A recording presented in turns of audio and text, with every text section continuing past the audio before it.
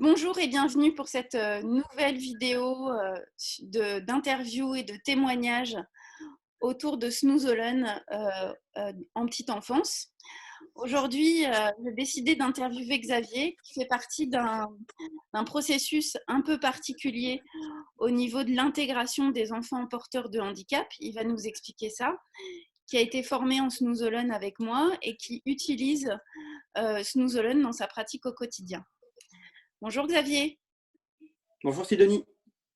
Alors déjà, est-ce que tu peux nous expliquer le fonctionnement de la structure dans laquelle tu travailles, quels sont ses objectifs, tout ça, tout ça. Alors, moi, je travaille pour une association qui est la Famille Rurale des Ardennes. Mhm. Donc, c'est une association qui regroupe plusieurs associations au niveau local. Oui. Et on touche un panel d'activités, que ce soit de la petite enfance, de l'enfance, de la jeunesse, de la formation, des seniors, des sorties, etc. Il y a plein d'autres activités.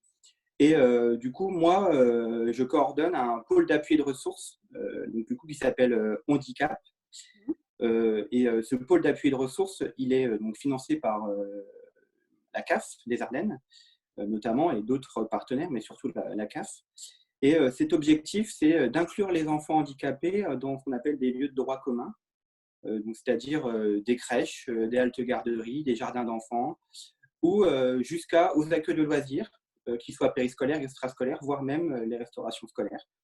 Et donc, ce pôle d'appui et de ressources propose du coup, d'accompagner les familles jusqu'à l'accueil comme tous les autres enfants. Et on propose aussi un panel d'outils aux professionnels. D'accord. Donc toi, en fait, ton travail, c'est de coordonner tout ça. Exactement. Et j'interviens du coup sur toutes les Ardennes, sur tout le département et auprès de tous les organismes d'organisation d'accueil de loisirs ou même de crèches, que ce soit une crèche municipale, associative, voire même privée, et que ce soit un accueil de loisirs municipal, associatif et autres que famille rurale, etc. Ok. Et du coup, est-ce qu'il y a des valeurs ou des façons de penser particulières qui nourrissent votre projet? Alors au niveau de famille rurale, on est une association de familles. On intervient surtout à la base en milieu rural, Mhm. là où il n'y a pas de centres sociaux ou de grosses communes avec de gros moyens. Ça, c'est vraiment la particularité de famille rurale. Mhm. Et ensuite, pour moi, qui a du coup une organisation un peu à part entière, moi j'interviens pour tout le monde, sans discrimination et sans, même si on a des valeurs différentes. Moi, j'interviens auprès de l'enfant parce que l'enfant, lui, ne choisit pas son mode d'accueil. Et ça, c'est la politique première du dispositif. Ok. Et du coup, qu'est-ce qui t'a amené à Snoezelen? Alors, pour être franc, Sidonie, au début, je me suis dit un peu, c'est un truc à la mode. Je me suis dit, qu'est-ce que c'est encore ce truc voilà, on reçoit des catalogues avec des bâtons lumineux hors de prix marqués Snoezelen. Et je me dis, mince, qu'est-ce que c'est exactement? Et au début, j'étais un petit peu sceptique. Puis, du coup, comme on en parlait beaucoup, qu'il y avait des salles, je découvrais des salles Snoezelen dans certaines structures crèches des Ardennes. Et du coup, je découvrais un peu, on va dire, ce truc que j'ai découvert au début. Et ensuite, du coup, je suis parti du coup, à être formé avec toi. Et, et je suis rentré de la formation complètement conquis. Et je me suis dit, c'est vraiment quelque chose d'essentiel et important. Alors moi, j'ai le côté enfant, hein, donc vraiment pour le côté enfant. Et on s'est dit, il faut vraiment qu'on multiplie, que ce soit aussi une porte d'entrée et un des outils qui peut permettre l'inclusion des enfants handicapés dans les structures. D'accord. Alors, la fameuse question, Xavier, c'est quoi pour toi Snoezelen? Alors, je pense que Snoezelen, et ça j'y tiens, c'est pas une activité. Il faut arrêter de faire des plannings avec on fait du Snoezelen de 9h à 11h. Voilà.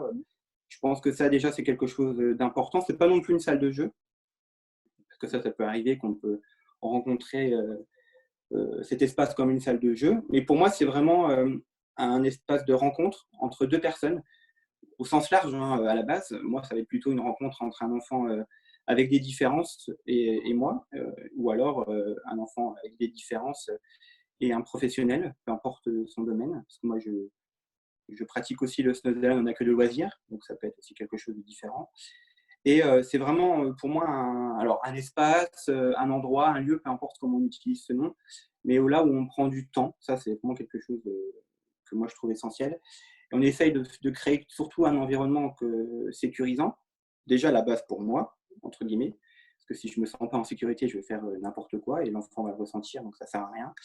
Et surtout d'être à l'écoute de l'enfant. Et moi qui a énormément de publics, soit différents, soit petits enfants, donc, qui sont quand même, dont le langage n'existe pas ou très peu, c'est quelque chose de très utile et très important, cet environnement-là, parce qu'on peut communiquer sans parler et de façon bienveillante et accompagner l'autre, que je considère, moi, l'objectif, c'est qu'à la fin, on essaye quand même de créer un objectif, c'est moi de le rendre confiant. Ok, c'est génial. Voilà ce que je pense en tout cas. Ok. Du coup, comment tu as mis en place tes séances et du coup, quel matériel au niveau de la logistique en fait? Est-ce que tu peux nous expliquer un peu la logistique des séances de Hélène que tu as mis en place? Alors, il y a deux portes. Alors, ma porte d'entrée reste l'enfant différent, handicapé en cours de diagnostic ou avec des interrogations, parce qu'en petite enfance, il y a des enfants qui ne sont pas diagnostiqués, on se pose des questions. Donc ça, c'est déjà ma porte d'entrée. Et ensuite, elle va être différente en fonction des structures. Soit les structures ont de la chance d'avoir un espace Nodalen, où là, j'utilise cet espace Nodalen pour les accompagner sur ces enfants. Soit moi, j'ai une petite tente qui se jette et qui se déplie. Et dedans, j'aménage en fonction des pathologies de l'enfant ou en fonction de ce que l'on sait en amont sur l'enfant. Et du coup, cette tente, dans un dortoir, elle tient facilement. Elle tient dans une grande malle, qui est aussi très pratique parce que tout est dedans. C'est-à-dire que ma fibre optique est dedans. Et j'ai une colonne à bulles que j'utilise quand même plutôt très peu pour ma part. Mais en tout cas, je l'ai aussi. Et après, c'est des outils, des balles sensorielles, des coussins, des couvertures. Et j'aime aussi beaucoup les objets lestés. D'accord. Ok. Voilà. Et du coup, est-ce que tu peux nous faire un petit retour de moments un peu particuliers que tu as vécu en Snoozolen, des anecdotes comme ça ou, Alors moi, j'ai bien une anecdote. C'était en structure petite enfance. Il y avait un enfant très compliqué, non-verbal, avec son comportement. C'était aussi très dur au sein de la structure. Et on m'avait fait comprendre que cet enfant, on ne pouvait pas le prendre parce qu'il allait retourner la tente, parce qu'il n'avait pas d'espace, donc il allait vraiment retourner la tente. Et moi, j'ai fait le pari d'essayer. Ça a été très compliqué au début. Cet enfant ne participait pas, ne voulait pas, mais il était quand même assis devant la tente. Donc, il y avait quand même ce début d'échange. Et un jour, il est rentré carrément dans cet espace naturellement et tout seul. Alors, j'insiste, ils rentrent tous quand ils ont envie. C'est pas moi qui les force à rentrer dans l'espace. Et en fait, il a dormi, cet enfant. Il a dormi, il s'est réveillé quand il avait envie. Il est retourné dans l'espace avec, on va dire, ses copains. Et ensuite, je suis revenu plusieurs fois et plus jamais il a voulu revenir avec moi. Mais à chaque fois que je rentre dans cette structure, j'ai le droit à un énorme sourire. Je lui dis, tu veux venir? À chaque fois, il me dit non. Mais du coup, son comportement a réellement changé dans l'espace de vie en collectivité. Et du coup, je me dis que ça, c'est quelque chose de gagné, mine de rien. Même s'il ne vient plus, parce qu'après, on va dire, il vient plus, c'est dommage. Ben non, en fait, parce qu'il ne vient plus, mais son comportement a changé et l'équipe considère que cet enfant s'est même dans son comportement amélioré, quoi. Ça, c'est pour moi une belle anecdote. C'est-à-dire qu'il est venu à son rythme, il en a profité et après, il n'a plus envie parce qu'il considère qu'il n'en a plus besoin. Peut-être qu'un jour, il en aura besoin, mais en tout cas, moi, je trouve toujours cette histoire bien. Ça reflète vraiment le processus que l'on peut rencontrer tous les jours. Et ça peut aussi donner des pistes parce que des fois, on se dit, il est rentré la semaine dernière et puis là, il ne veut plus rentrer. C'est bizarre, je ne comprends pas. Peut-être parce que tout simplement, il n'avait pas envie. Et puis, ça ne se discute pas. Et puis, il faut respecter aussi le rythme de tous les enfants, du coup. Oui, c'est ce qui est. En fait, toi, tu es dans la proposition et lui, il vient parce qu'il est au centre et que du coup, il vient quand c'est son besoin à lui. Et donc, comme le cadre est ouvert, il vient prendre ce qu'il y a à prendre. Exactement. Et des fois, je viens, j'installe mon espace et j'ai pas d'enfant. parce qu'ils n'ont pas envie de venir. Et puis des fois, je vais en avoir beaucoup trop. Ils vont vouloir tous venir au même moment. Et voilà, donc c'est d'où l'intérêt d'espaces quand même dédiés. Et d'où l'intérêt aussi de former, si possible, des professionnels. Parce que du coup, moi, je suis formé, j'interviens dans une structure où les professionnels ne sont pas formés. Et je ne peux pas être partout. Donc, il y a aussi l'intérêt de former des équipes et qui achètent ensuite soit des espaces itinérants, soit des autres outils, mais qui puissent faire eux-mêmes à n'importe quelle heure et à n'importe quel moment de la journée du snow alone avec leur enfant. Ouais, et du coup, en fait, toi, tu arrives, tu t'installes ta tente quand il n'y a pas d'espace Meuselaine dans un dortoir, et après, tu fais des propositions plutôt en groupe, quoi. C'est ça? Oui, exactement. Et on essaye aussi de garder. Alors, quand je connais vraiment pas la structure, on essaie de garder des affinités, en fait. C'est-à-dire, si deux enfants s'entendent bien, on va essayer de les mettre avec l'enfant différent dans cet espace-là. Et on se rend compte qu'il y a un échange qui va se faire aussi naturellement, parce que les enfants, quand ils sont tout petits, tout le monde est gentil, tout le monde est beau, hein, en gros. Et du coup, ils n'arrivent pas à jouer avec l'enfant différent dans l'espace de vie, en collectivité ou dans les espaces de motricité des structures. Mais il va y avoir cet échange, alors qui apparaît peut-être pas tout de suite, hein, mais qui peut apparaître assez rapidement quand même, dans cet espace entre deux enfants dits moteurs de la crèche, par exemple, avec l'enfant différent. Et j'aime bien toujours faire ce binôme ou ce trinôme pour qu'il soit aussi moteur et tirer aussi l'enfant différent vers le haut. Et où l'échange aussi, après, peut être mené aussi par l'enfant différent dans ces espaces. Ok. Et du coup, après, ça fait combien de temps maintenant que tu pratiques? 3 ans maintenant. Après ces 3 ans de pratique, est-ce que tu peux nous dire quels bénéfices tu as vus à la fois pour toi, au niveau des équipes et au niveau des enfants, que ce soit les enfants porteurs de handicap ou les enfants qui n'ont pas de handicap particulier? Alors déjà, moi, ce que j'ai apprécié énormément, c'est quand on rentre dans ces espaces, que ce soit une tente ou un espace dédié, euh, on est tous pareils en fait dans cet espace-là. Il n'y a pas de regard. J'ai l'impression qu'on rentre dans une bulle et dans un monde différent. On rentre dans cet espace et il n'y a plus de différence entre nous en fait. Si j'ai envie de faire des bêtises avec un enfant parce que ça le fait rire, je vais le faire en fait. Alors que dans la structure, on va peut-être me regarder en disant il est bizarre, il fait des bruits bizarres. Alors que dans cet espace-là, ça va être presque naturel. Donc ça déjà, j'apprécie. Ensuite, je remarque que les professionnels, qui sont quand même souvent tous bienveillantes, je dis bienveillantes parce que la plupart c'est quand même des filles, et elles sont toutes bienveillantes, elles le sont encore plus dans ces espaces-là. Quand elles sont formées, elles comprennent, et du coup après naturellement, quand elles ressortent de ces espaces-là, elles le sont aussi en fait toute la journée après. Elles font du snow alone, on va dire, sans colonne à bulles et sans fibre optique, tout le temps, tous les jours, au sein de la structure, en proposant des activités, en respectant l'enfant et son rythme, en fait, après toute la journée. Okay. Et au niveau des enfants, du coup, quels bénéfices tu as pu voir Alors, c'est vrai que toi, tu accompagnes des enfants très différents les uns des autres, mais quel constat tu as pu faire après la mise en place de ces espaces-temps?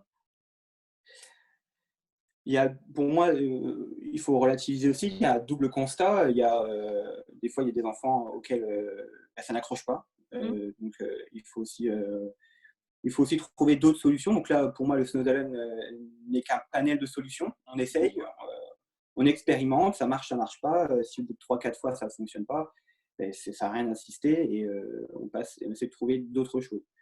Et ensuite, il y a des enfants qui se sentent carrément apaisés dans ces espaces-là, des enfants qui ont des problèmes moteurs notamment, où ils vont être sur le matelas haut, notamment en position très relaxante, où ils vont vraiment lâcher prise. Et ça, c'est quelque chose que je considère très riche parce que j'ai l'impression que c'est que dans ces moments-là où ils lâchent prise. C'est que dans ces moments-là où pour un enfant qui a des difficultés à attraper une balle, s'il rate la balle, entre guillemets, dans cet espace-là, c'est pas grave. Si il arrive à pas trop bien parler, c'est pas grave. Et moi, je trouve que c'est ça aussi la force de ces espaces-là, c'est que on ne juge pas et on prend le temps. Et puis, s'il veut faire que 10 minutes, alors qu'on avait prévu 1 heure et demie, ben, c'est pas grave non plus. Et puis la prochaine fois, on essaiera de rentrer en relation plus longtemps et d'échanger encore plus longtemps. Et ensuite, moi, ce que j'aime bien aussi, c'est qu'on peut faire du lien avec les parents. Mmh. Les parents d'enfants en situation de handicap sont aussi des parents très stressés, et c'est normal, qui ont énormément de questions, et ça aussi, c'est normal. Et dans ces espaces-là, ça permet aussi de voir leur enfant lâcher prise. Et des fois, pas tout le temps, hein, je relativise aussi, mais des fois, leur enfant est complètement différent et ça les rassure. Mmh. Donc c'est vraiment un truc qui est là pour, favoriser le lien entre, le parent et l'enfant? C'est ça que tu veux dire? Oui, et ça peut être aussi cette phase de transition aussi entre les parents, l'enfant et le professionnel, on va dire référent de la structure. Où Mmh. là, moi, je suis beaucoup en retrait quand cela est mis en place. Mmh. Mais ça peut permettre aussi, parce que un enfant handicapé, si on prend l'exemple d'un enfant autiste qui a énormément de besoins de repères quand il arrive dans une structure nouvelle et dans une crèche, ben, il y a du monde, il y a des salles différentes, il y a plein de professionnels, des fois, c'est pas les mêmes en fonction des turnovers des équipes. Et cet espace-là peut être, on va dire, un sas de transition Mmh. qui permet de rentrer dans la crèche avec sa mère ou son papa pour voilà. Et puis du coup, la professionnelle référente est aussi là, donc ça fait ce lien en trinôme qui est super intéressant. Et ensuite, normalement, les parents se détachent tout doucement et on va dire sortent de la structure. Et là, l'enfant est vraiment inclus, ce que j'appelle inclus dans la structure. OK. Est-ce que tu as quelque chose d'autre à rajouter, Xavier? Non, j'ai pas grand-chose à rajouter à part que je te remercie de l'invitation. Que ben, grâce à la formation que j'ai fait avec toi, j'ai carrément changé ma vision sur le storytelling et sur même le fait de prendre du temps. J'étais quelqu'un qui était plutôt, on va dire, et je le suis toujours speed, hein, mais là, du coup, je relativise beaucoup et je prends beaucoup plus le temps des projets et des choses que l'on fait avec ces enfants-là. Mmh. Donc, et, euh, et donc, rien que pour ça, pour cette formation qui a complètement été différente avec toi, où j'avais le droit de m'allonger en dessous d'une table en t'écoutant, notamment. Et ben, voilà, donc rien que pour ça, merci Sidonie. OK, merci à toi. Bah, écoute, je te remercie beaucoup d'avoir pris ce temps-là, dans ces moments un peu particuliers. Et puis, est-ce que tu es d'accord qu'on mette le lien sur la page Facebook, ou le site internet d'Handicap, sous la vidéo? Oui, oui, bien sûr, avec plaisir. OK. Donc si jamais vous avez, aimé, cette vidéo, n'hésitez pas à faire des commentaires et à liker. Je vous souhaite une bonne journée.